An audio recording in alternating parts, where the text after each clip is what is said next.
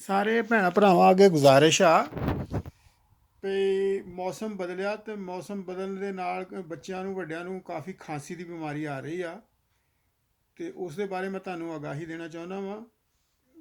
ਅੱਗੇ ਵੀਡੀਓ ਤੋਂ ਅੱਗੇ ਵਧਣ ਤੋਂ ਪਹਿਲੇ ਮੈਂ ਸਾਰੇ ਭੈਣਾਂ ਭਰਾਵਾਂ ਨੂੰ ਸਭ ਨੂੰ ਗੁਜ਼ਾਰਿਸ਼ ਆ ਵੀ ਮੇਰਾ ਚੈਨਲ ਜਿਹੜਾ ਵਾ ਉਹ ਲਾਈਕ ਤੇ ਸਬਸਕ੍ਰਾਈਬ ਕਰੋ। ਸਬਸਕ੍ਰਾਈਬ ਕਰਨ ਦਾ ਮਤਲਬ ਉਹ ਘੰਟੀ ਦਾ ਬਟਨ ਜਿਹੜਾ ਉਹ ਦੱਬ ਦਿਓ ਤਾਂ ਉਸ ਦੇ ਨਾਲ ਤੁਹਾਨੂੰ ਆਉਣ ਵਾਲੀ ਹਰ ਵੀਡੀਓ ਜਿਹੜੀ ਆ ਉਹ ਮੇਰਾ ਮਤਲਬ ਜਿਉਂ ਹੀ ਲੋਡ ਹੋਊਗੀ ਉਹ ਤੁਹਾਨੂੰ ਉਹਦਾ ਨੋਟਿਸ ਆ ਜਾਊਗਾ, ਤੁਸੀਂ ਦੇਖ ਸਕਦੇ ਹੋ। ਅੱਛਾ, ਕਿਉਂਕਿ ਮੌਸਮ ਅਚਾਨਕ ਜਿਹੜਾ ਠੰਡ ਆਉਣੀ ਸ਼ੁਰੂ ਹੋ ਗਈ ਆ ਤਾਂ ਬੱਚੇ ਤਾਂ ਵੱਡੇ ਇੰਨਾ ਇਹਤਿਆਤ ਨਹੀਂ ਕਰਦੇ ਤਾਂ ਉਹ ਜਿਸਲੇ ਬਾਹਰ ਜਾਂਦੇ ਆ ਉਹਨਾਂ ਨੂੰ ਸਰਦੀ ਲੱਗ ਜਾਂਦੀ ਆ, ਬੁਖਾਰ ਹੋ ਜਾਂਦਾ ਵਾ, ਨਜ਼ਲਾ ਸ਼ੁਰੂ ਹੋ ਜਾਂਦਾ ਵਾ। ਨਜ਼ਲਾ ਜਿਸਲੇ ਸ਼ੁਰੂ ਹੋ ਜਾਂਦਾ ਤਾਂ ਉਹਦੇ ਨਾਲ ਫਿਰ ਮੇਰਾ ਮਤਲਬ ਅਗਰ ਤਾਂ ਇਹਤਿਆਤ ਤੁਸੀਂ ਕਰੋ ਤਾਂ ਉਹ ਜਲਦੀ ਹੋ ਜਾਂਦਾ ਖ਼ਤਮ, ਨਾ ਕਰੋ ਤਾਂ ਉਹਦੇ ਨਾਲ ਬਿਮਾਰੀਆਂ ਜ਼ਿਆਦਾ ਹੋ ਜਾਂਦੀਆਂ। ਇਸ ਕਰਕੇ ਤੁਹਾਡੇ ਵਾਸਤੇ ਗੁਜ਼ਾਰਿਸ਼ ਆ ਕਿ ਜਿਸ ਵਕਤ ਬਾਹਰ ਜਾਓ ਖੁਦ ਵੀ ਬੱਚਿਆਂ ਨੂੰ ਵੀ ਬਾਹਰ ਜਾਣ ਤੋਂ ਪਹਿਲੇ ਉਹਨਾਂ ਨੂੰ ਗਰਮ ਕੱਪੜੇ ਪਾਓ, ਗਰਮ ਕੱਪੜੇ ਪਾ ਕੇ ਉਹਨਾਂ ਨੂੰ ਬਾਹਰ ਲੈ ਕੇ ਜਾਓ। ਦੂਸਰਾ, ਨਿੰਬੂ, ਕਿੰਨੂ ਅਤੇ ਸ਼ਹਿਦ ਇਸ ਦਾ ਇਸਤੇਮਾਲ ਸ਼ੁਰੂ ਕਰ ਦਿਓ। ਹਫ਼ਤੇ 'ਚ ਬੇਸ਼ੱਕ ਇੱਕ ਦਫਾ ਹੀ ਲਓ, ਜ਼ਰੂਰੀ ਤਾਂ ਹੈ ਕਿ 2 ਦਫਾ ਤੁਸੀਂ ਹਫ਼ਤੇ 'ਚ ਲਓ, ਲੇਕਿਨ ਇੱਕ ਦਫਾ ਵੀ ਤੁਸੀਂ ਇਹ 3 ਚੀਜ਼ਾਂ ਖਾ ਲਓ ਤਾਂ ਉਹਦੇ ਨਾਲ ਤੁਹਾਡੀ ਬਚਤ ਹੋ ਜਾਂਦੀ ਆ। ਕਿਉਂਕਿ ਜਿਸ ਵਕਤ ਸਰਦੀ ਆਉਂਦੀ ਤੁਹਾਨੂੰ ਕਾਫੀ ਵਿਟਾਮਿਨ ਸੀ ਦੀ ਜ਼ਰੂਰਤ ਹੁੰਦੀ ਆ ਅਤੇ ਵਿਟਾਮਿਨ ਸੀ ਜਿਹੜਾ ਉਹ ਖੱਟੇ 'ਚੋਂ ਮਿਲਦਾ ਵਾ।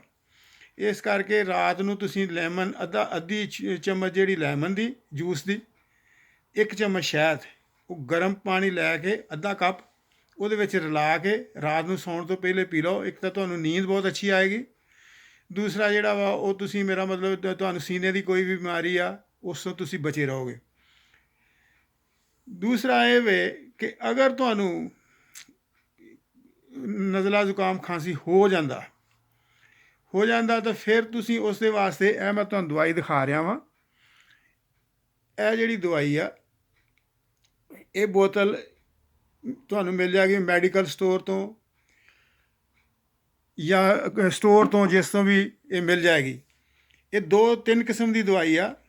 ਇਹਦੇ ਵਿੱਚ ਇੱਕ ਤਾਂ ਹੁੰਦੀ ਆ ਜਿਹੜਾ ਸੀਨੇ 'ਤੇ ਬਲਗਮ ਆ ਉਹ ਲਿਖਿਆ ਹੁੰਦਾ ਉਹਨਾਂ ਨੇ ਵੀ ਮੂਕਸ ਵਾਲੀ ਜਿਹੜੀ ਆ ਨਾ, ਮਤਲਬ ਉਹ ਇੱਕ ਹੁੰਦੀ ਆ ਜਿਹੜੀ ਡਰਾਈ ਕਫ ਵਾਸਤੇ, ਖੁਸ਼ਕ ਜਿਹੜੀ ਖਾਂਸੀ ਆਉਂਦੀ ਆ, ਤੁਹਾਨੂੰ ਬਲਗਮ ਨਹੀਂ ਆਉਂਦੀ। ਜੇ ਤਾਂ ਤੁਹਾਨੂੰ ਬਲਗਮ ਆਉਂਦੀ ਆ ਤਾਂ ਬਲਗਮ ਵਾਲੀ ਲੈ ਲਓ, ਜੇ ਤੁਹਾਨੂੰ ਬਲਗਮ ਨਹੀਂ ਆਉਂਦੀ ਤਾਂ ਤੁਸੀਂ ਜਿਹੜੀ ਆ ਨਾ ਡਰਾਈ ਕਫ ਵਾਲੀ ਉਹ ਲੈ ਲਓ। ਉਹ ਲੈ ਕੇ 1 ਚਮਚ ਸੁਬਾਹ, 1 ਚਮਚ ਸ਼ਾਮ ਇਹ ਤੁਸੀਂ ਪੀਓ। 2-3 ਦਿਨ ਹੀ ਪੀਓਗੇ ਤਾਂ ਤੁਹਾਡਾ ਜਿਹੜਾ ਤੁਹਾਨੂੰ ਅੱਲਾ ਕੀਤਾ ਆਰਾਮ ਆ ਜਾਏਗਾ। ਬੱਚਿਆਂ ਵਾਸਤੇ ਵੀ ਆ ਇੱਕ, ਵੱਡਿਆਂ ਵਾਸਤੇ ਵੀ ਦੂਸਰੀ ਆ, ਉਹ ਹੈ ਬਟਰ ਕਫ ਸਿਰਪ। ਉਹ ਵੀ ਇਹੀ ਚੀਜ਼ ਆ, ਲੇਕਿਨ ਉਹ ਬੱਚਿਆਂ ਨੂੰ ਦੇ ਸਕਦੇ ਆ। ਇਹ ਜਿਹੜੀ ਇਹ ਕਾਫੀ ਸਟਰੋਂਗ ਹੈ, ਬੱਚਿਆਂ ਨੂੰ ਤੁਸੀਂ ਨਹੀਂ ਦੇ ਸਕਦੇ।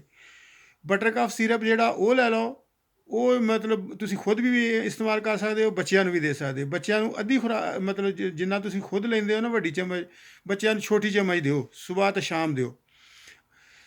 ਅਤੇ ਤੀਸਰਾ ਇਹ ਵੇ ਕਿ ਸਰਦੀ ਤੋਂ ਬਚਣ ਦਾ ਇੰਤਜ਼ਾਮ ਰੱਖੋ, ਕਿਉਂਕਿ ਸਰਦੀ ਆ ਰਹੀ ਆ। ਸਰਦੀ ਦੇ ਤਿਆਰੀ ਵਾਸਤੇ, ਆਪਣੇ ਜਿਸਮ ਨੂੰ ਤਿਆਰ ਕਰਨ ਵਾਸਤੇ ਤੁਸੀਂ ਨਟ ਜਿਹੜੇ ਹੈਗੇ, ਬਦਾਮ, ਅਖਰੋਟ, ਮੂੰਗਫਲੀ, ਇਹਦਾ ਥੋੜ੍ਹਾ ਵੀ ਇਸਤੇਮਾਲ ਖੁਰਾਕ ਦੇ ਵਿੱਚ ਕਰੋ। ਇਹ ਤੁਹਾਨੂੰ ਮੇਰਾ ਸਰਦੀ ਤੋਂ ਬਚਾ ਕੇ ਰੱਖਣਗੇ। ਦੂਸਰਾ ਇਹ ਵੇ ਕਿ ਜਿਤਨੇ ਵੀ ਮੇਰਾ ਮਤਲਬ ਇਹ ਦਵਾਈਆਂ ਜਿਹੜੀਆਂ ਤੁਹਾਨੂੰ ਬਾਅਦ 'ਚ ਇਸਤੇਮਾਲ ਕਰਨੀਆਂ ਚਾਹੀਦੀਆਂ, ਪਹਿਲੇ ਇਹਤਿਆਤ ਕਰੋ। ਅਗਰ ਇਹਤਿਆਤ ਨਾਲ ਹੀ ਬਚੇ ਰਹੋ ਤਾਂ ਠੀਕ ਆ। ਬਿਲਫਰਜ਼ ਬਿਮਾਰ ਹੋ ਜਾਓ ਤਾਂ ਫਿਰ ਦਵਾਈ ਇਸਤੇਮਾਲ ਕਰੋ। ਇਸ ਕਰਕੇ ਸਾਰੇ ਭੈਣਾਂ ਭਰਾਵਾਂ ਨੂੰ ਗੁਜ਼ਾਰਿਸ਼ ਆ ਕਿ ਸਰਦੀ ਤੋਂ ਬਚ ਕੇ ਰਹੋ। ਅਤੇ ਬਾਕੀ ਅੱਲਾਹ ਤਾਲਾ ਸਭ 'ਤੇ ਖੈਰ ਖੈਰੀਅਤ ਰੱਖੇ। ਮੇਰੀ ਆਉਣ ਵਾਲੀ ਵੀਡੀਓ ਵੀ ਦੇਖੋ। ਅਗਰ ਤੁਹਾਨੂੰ ਫ਼ਾਇਦਾ ਹੋਵੇ ਇਸ ਵੀਡੀਓ ਤੋਂ ਤਾਂ ਆਉਣ ਵਾਲੀ ਵੀਡੀਓ ਵੀ ਦੇਖਦੇ ਰਹੋ। ਬਾਕੀ ਜੀਂਦੇ ਵਸਦੇ ਰਹੋ। ਅੱਲਾਹ ਸਾਰਿਆਂ 'ਤੇ ਆਪਣਾ ਰਹਿਮ ਅਤੇ ਕਰਮ ਕਰੇ। ਸ਼ੁਕਰੀਆ।